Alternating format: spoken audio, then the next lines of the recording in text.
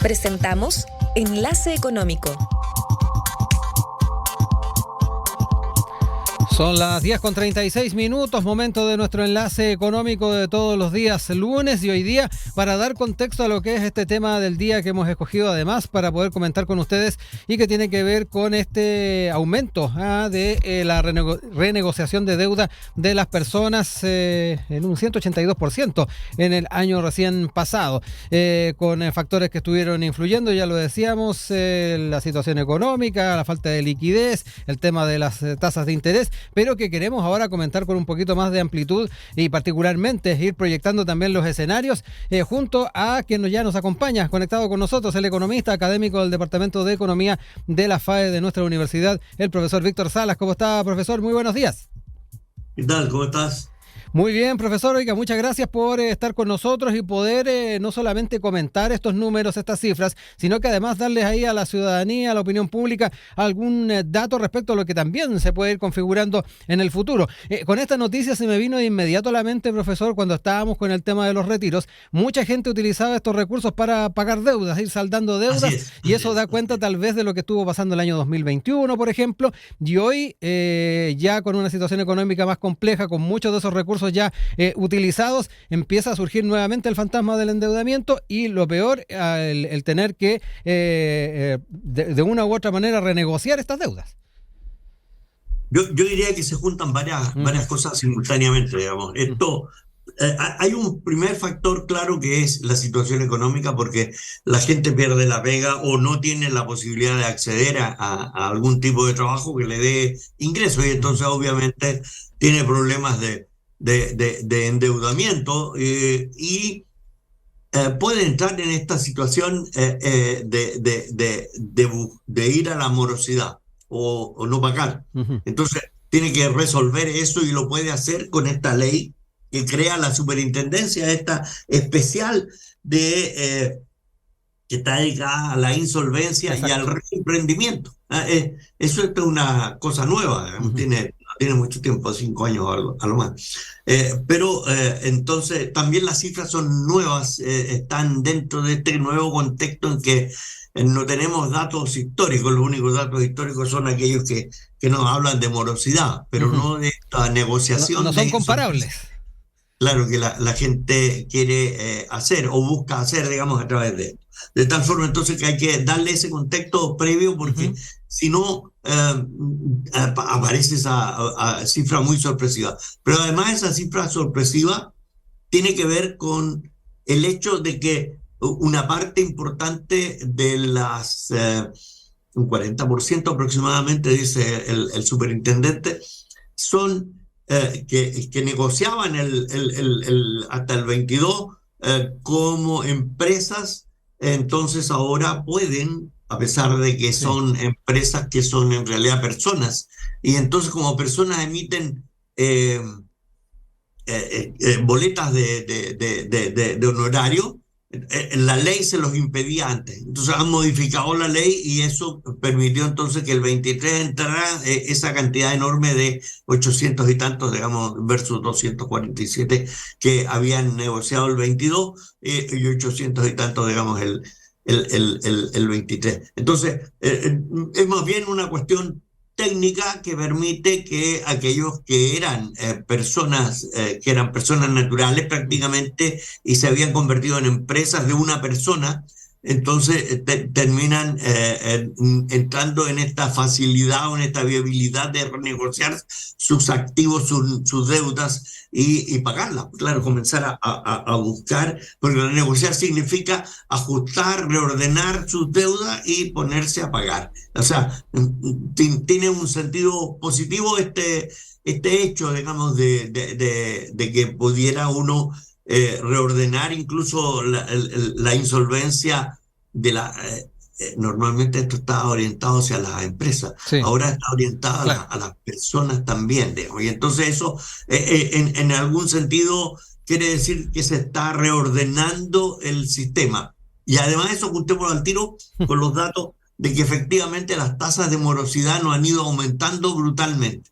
Están más o menos en lo que históricamente hemos tenido en la economía. Entonces, los problemas que tenemos de la necesidad ¿cómo se llama?, de renegociar o entrar en algún tipo de ajuste, es que tenemos una situación de desempleo, de estancamiento de la economía, ¿no es cierto? Y de desempleo, y eso genera problemas para pagar las deudas y los trabajos y las formas de operar que la gente tiene. Pero además, ¿no es cierto?, tenemos que hasta el 21 con certeza, pero el 22 también en parte había un rezago de los retiros de ahorros previsionales que la gente... ¿Sabe lo que hizo la gente con sus retiros? Los dejó depositados en sus cuentas corrientes en un 62%. Y entonces el resto lo pagó, como decías tú, digamos, cerró sus deudas. Pero desde luego la situación económica, digamos, no fue muy bollante en los periodos que hemos tenido en pandemia. Entonces, lo que hizo la gente fue dejar eso y ha ido gastando o desarrollando acciones, actividades entre estas empresas que son unipersonales y como personas, y se han endeudado y entonces se han encontrado con el problema de que no pueden pagar. Y entonces, entre pasar a morosidad y pasar a un sistema que la superintendencia te apoya y te ayuda, digamos, ¿no es cierto?, y además es gratuito, ¿no es cierto? Estos son negociadores gratuitos que provee el Estado a través de la superintendencia. Sí, digamos. ese, profesor, perdón, es un buen punto, porque la gente generalmente tenía asociado el tema de renegociación con las empresas, el retail, el banco o con quien estuviese endeudado. Esta es una figura completamente distinta, ¿no? Claro de que las renegociaciones son con los bancos o extrajudicialmente, digamos, ¿no es cierto? Si alguien te mete un juicio, tú dices, no, yo te voy a pagar y arreglamos. Pero la verdad es que eso tiene costos. Sí. Entonces, ahora lo que hace la superintendencia esta, ¿no es cierto?, de insolvencia y de reemprendimiento, es justamente eso, reordenar a la gente, y en vez de que quiebren nomás, digamos, ¿no es cierto?, vamos a ponerlos en etapas o en términos de empresa, ¿no es cierto?, en etapas de trabajo de nuevo, digamos, sin perder los bienes o los activos. Yo creo que esa ha sido una buena medida de apoyo real a los que, porque en los negocios principalmente, pero también las personas, pero los negocios hay un porcentaje de gente que fracasa. Y no una vez, sino que 2 o 3 veces, de tal forma que entonces necesita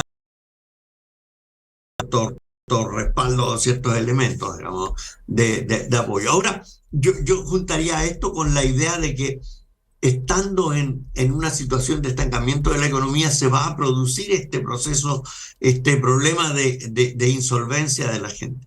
Y entonces es bueno tener un mecanismo de solución y de articulación sin tan alto costo como significaría ir a ponerse de acuerdo con los bancos en definitiva, digamos. Y eso creo que es parte de la realidad que tenemos, digamos. Y si el próximo año no vamos a tener una tasa de crecimiento muy alta, más bien cercana por debajo del 2% en términos del PIB, lo más probable es que entonces el empleo no se reactive tan fácilmente, digamos. Hoy día estamos en 8,9. Exacto. Y eso es casi una tasa promedio de todo el 2023, digamos, ese 8,9, que es un punto y algo más sobre lo que teníamos el 22. Es decir, hemos ido empeorando nuestra situación, y donde se ve el estancamiento, aunque hoy día algunos han expresado, no todos en realidad, felicidad porque en vez de crecer en términos negativos, vamos a crecer 0. Pero la verdad es que eso se ha traducido en que hemos saltado un punto y algo en la tasa de desempleo. Y eso significa entonces que no están creando los puestos de trabajo y todo eso que permite generar ingresos en las personas y resolver los problemas de sus deudas, digamos, ¿no? Porque la deuda, cuando uno entra en renegociación, estamos hablando de una renegociación de personas, ¿sabes cuál es esa? Esa es que tú compraste un televisor o un refrigerador y te lo quitan. Sí.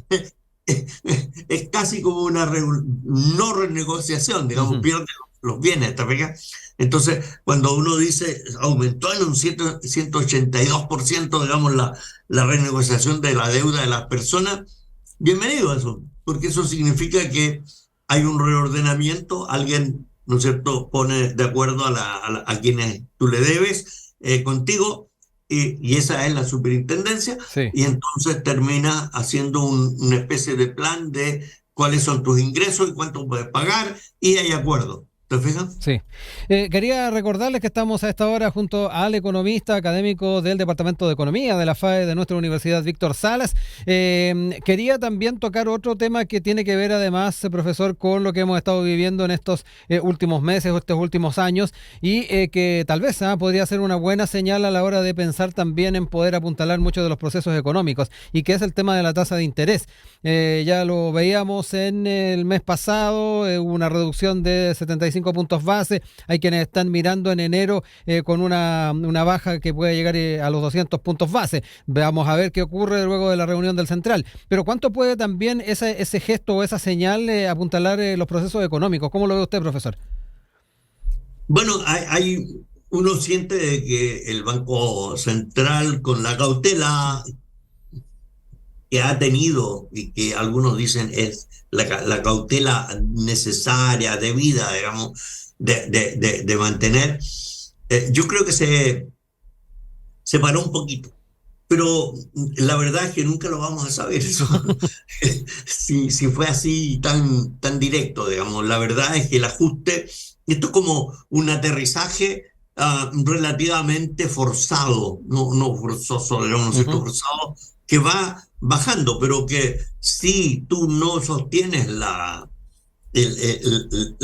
manija, ¿no es cierto? De tal manera de que la tasa de política monetaria si genere una tasa de interés del orden del 18-20%, digamos, ¿no es cierto?, para los empresarios en esas colocaciones comerciales que se le llaman, ¿no es cierto? Sí. Entonces, quiere decir que eso hace que los precios, la demanda y los precios se empiecen a bajar, digamos, o estén bajando y se mantenga a la baja, y la actividad económica también, sin generar una recesión, pero sí un estancamiento. Y eso es lo que hemos tenido. Entonces, uno no puede quejarse de que el Banco Central tenga altas las tasas, pero también sí puede decir que debería buscar un mecanismo rápido de ajuste Ujú. de la tasa, porque estamos en una tasa por sobre el 8% y 8,25, y entonces vamos a terminar el primer trimestre con una tasa de inflación baja,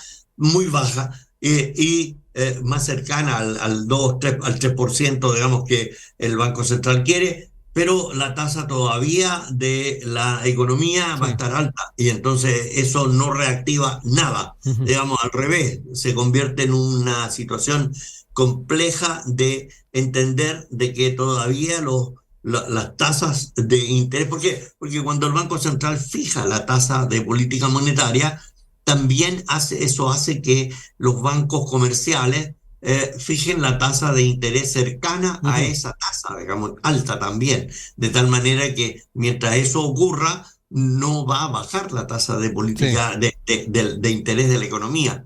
Y eso hará tanto para los créditos como para las operaciones, digamos, de las empresas o las personas, va a ser contratos a tasas altas. Y eso va a tender, a lo mejor, de repente, ¿no es cierto?, Sí. ese soft landing que teníamos, digamos, hace que el avión tenga que despegar de nuevo para evitar, digamos, hacer de la inflación. Y entonces, si la inflación se nos vuelve hacia arriba, estamos más complicados, porque eso sí que no va a tener explicación de volver a subir las tasas de interés, digamos, del Banco Central. Entonces, hay un problema de ajuste fino, Sí. podríamos llamarlo, ¿no? en este momento entre lo que se requiere en la economía, que es reactivarla Ujú. y mantener la tasa de interés alta o relativamente alta, ¿no es cierto?, para mantener los precios y la demanda a la baja, ¿no? Sí. Quizás ese va a ser el problema de este primer semestre de este año, digamos ya Mm, el 2024. sí. Yo diría que es ahí donde se navega hoy día, digamos. Bueno, profesor, queremos agradecerle el tiempo que ha tenido con nosotros, explicarnos un poco más también el alcance de lo que son estas renegociaciones y obviamente tendremos tiempo de seguir analizando el escenario económico en lo que queda ahí bastante ya de este año 2024. Un abrazo, profesor, que esté muy bien. Ya, gracias, chao. Chao, chao.